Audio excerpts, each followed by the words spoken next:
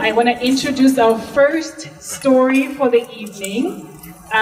We have Chuck and Hannah. So, would you ever imagine that stage 4 cancer diagnosis could be a blessing? Chuck and Hannah found their forever love after their diagnosis, both of them. So their story is full of miracles and divine details. So a fun fact about the two of them, they love biking. So if you see a couple on a tandem bike in Arcadia, it's probably Chuck and Hannah going to a coffee shop somewhere. So I'm going to brag about them a little. So Chuck wrote a book. It's called Hi, I'm Chuck. And Hannah actually wrote hers as well. It's called Faith Like Skin. And I think it hasn't been released yet, right? March 1st, it'll be released. So look for that book.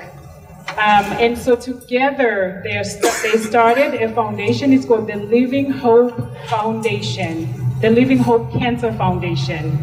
So you guys, please help me welcome to the stage our first storytellers for the evening, Chuck and Hannah.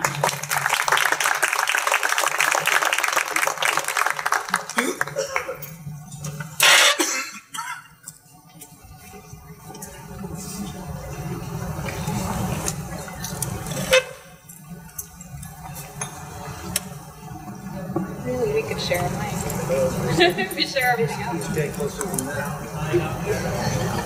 Testing 1, 2. I see you do this in concert. She's taller than me. I didn't wear my heels. Well, let's get this party started. We want to tell you a story that it actually does consist of miracles and just some amazing things. And we thought that Valentine's would be the perfect time to share this with you. My name's Chuck. This is my wife, Hannah. And we actually met this past year. And it was an interesting journey to get to where we met. Actually, what happened was Hannah was going down her path, and I was going down my path, and they were very similar. And I'll start with my part of the story, and then I'll let Hannah tell a little bit about herself. But this is kind of interesting because this is a whole lot of stories that end up into this love story. So what happened was 4 years ago, I lived in Gilbert, and I was getting sick, and I didn't know what it was. They're taking pictures. So I started getting sick. I didn't know what it was, and I ended up in Gilbert Mercy Hospital on May 20th, 2015, and it was just absolutely unbelievable what happened because they started doing some scans. They came back. They brought up the C word. They said that all your problems are cancer-based, related around cancer, and they brought in some specialists who started doing some biopsies where they get into the bone marrow and the lymph nodes. And a few days later, they called me back in to read the results. And I was sitting there, and they said, Chuck, I don't know if we've ever seen scans like these before. The bone scans came back that there was cancer in 90% of the bones in my body. So, I mean, realistically, I wouldn't believe how I'm even existing right now. I'm even here with you right now. They said you're at stage 4 and there's nothing we can do at this point. They sent me home to be with my family, and hospice showed up at my house. This is a true story. It still blows my mind. So, what do you do with 3 months to live? They told me I had 3 months to live. What do you do with that? So I said, let's just pack up and let's go back to Ohio and hang out with my family and my mom and dad, people I love. And so we didn't really pack up. We gave away pretty much everything we owned because I'm not trucking my stuff across the country if I only had three months to live. And the day I was supposed to leave, I suffered what they call a compression fracture. My back broke. The cancer got into the bone marrow, and it caused a problem called metastasis. And what happened was that damages the bone, and my spine collapsed. The fire department got me off the floor. The ambulance got me to John C. Lincoln Hospital here in town, and they started running their own tests. And so they came back with a cancer doctor, 2 spinal surgeons, a house doctor, the house administrator, and they sat down and they showed me all the test results, and they said, yes, it is bad, but we have a plan. And I said, okay, well, what's your plan? And they said, we're going to do 2 surgeries tomorrow and then start chemo the next day. A fight's a fight, right? I figured a plan's a plan, let's go. So I went into 2 surgeries. I basically got a port put in my chest, which is a device that carries chemo into the skin. I also had my testosterone stopped because it was feeding the cancer. I'm in the recovery room of John C. Lincoln Hospital.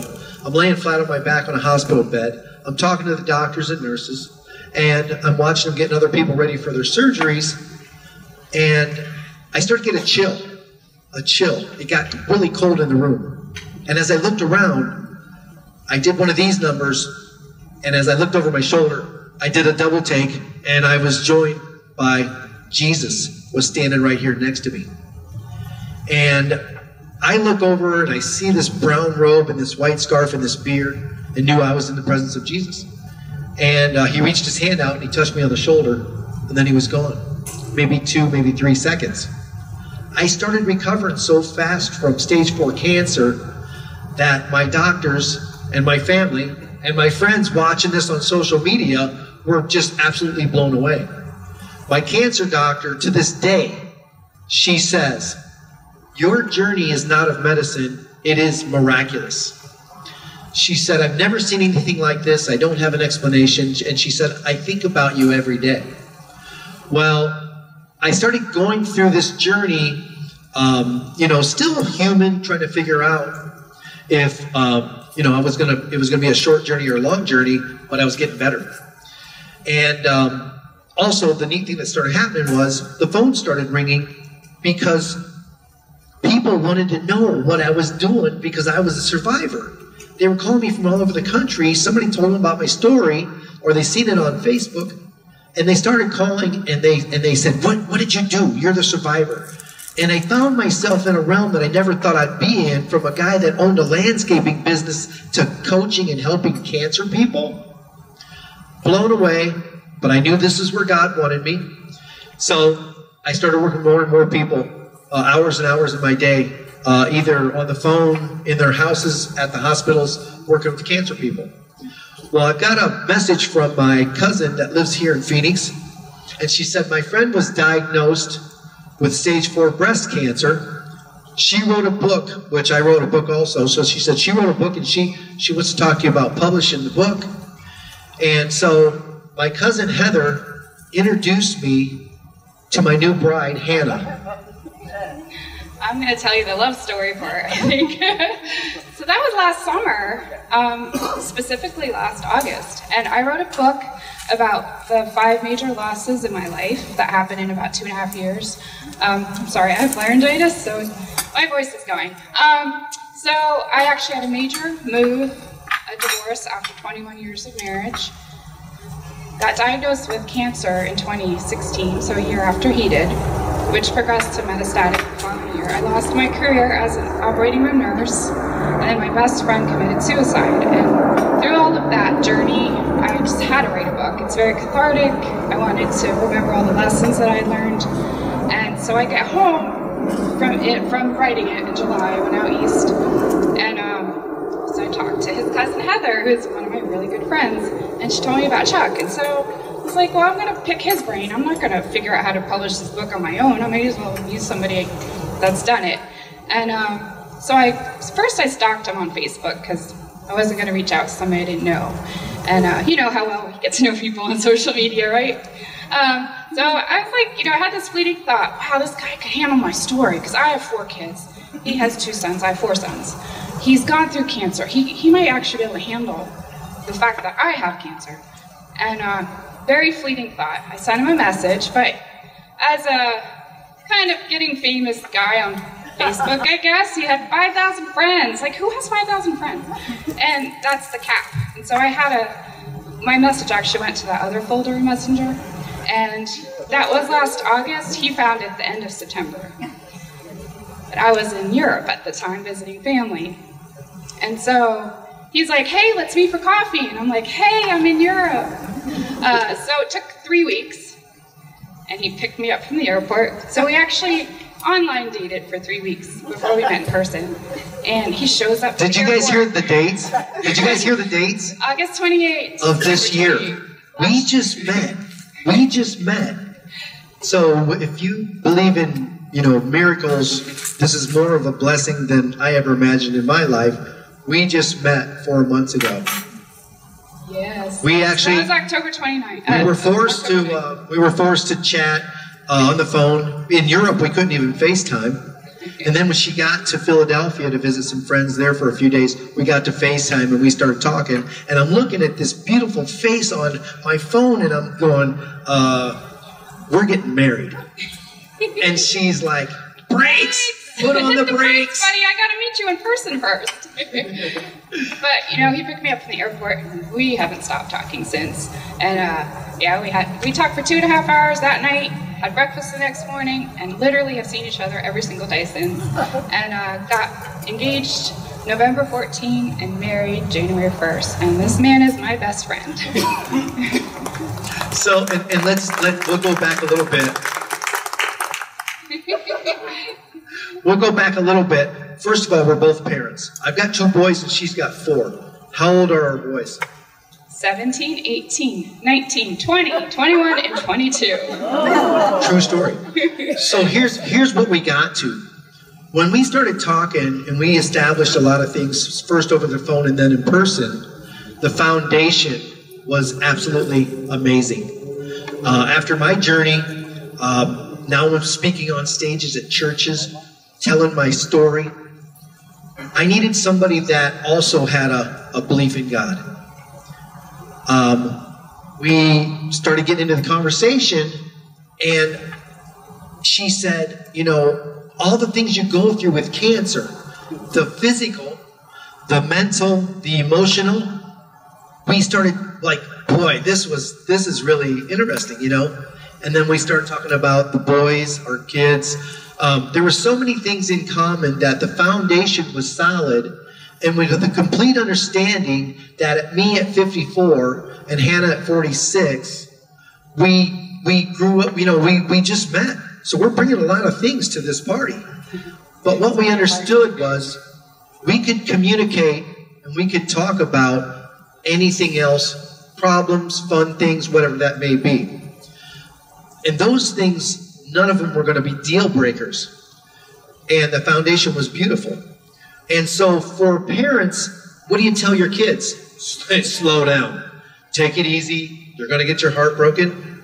We were so blown away, and we prayed about it, and we knew that it was meant to be. There's a reason why we crossed paths in this world at this time. If we would have met a year ago, 2 years ago, it wouldn't have been the right timing. Right now was right. And so, Kanu was saying, I have a book called Hi, I'm Chuck. It talks about my cancer journey. Hannah's book will be out next month about her whole journey. And that was another thing that blew my mind was, here's somebody that's been through so many amazing trials in her life that still had a smile on her face. And it was all related to her walk with God. And I was in love. I was in love. So, the thing on Valentine's, and the reason why I'm doing a lot of talking, she actually did lose her voice, but I don't mind. I don't mind that at all. The thing about it being on Valentine's is, there's interesting things that happen in people's lives, and there's a beautiful thing called timing. And when the timing's right, the timing's right. And so when we met and we knew the timing was right, we got engaged. We got married at Redemption in Arcadia Church on Camelback. and we went on a 4-day honeymoon in Oceanside, walked on the beach, riding bikes. Then we drove to Flagstaff, and the little cabin we had there was in 2 feet of snow. So we got to experience a couple different places and just had an absolute blast. But what we knew is that the friendship and the love was meant to be, and this is the person that I'm going to walk through this life with and make memories with. Thank you.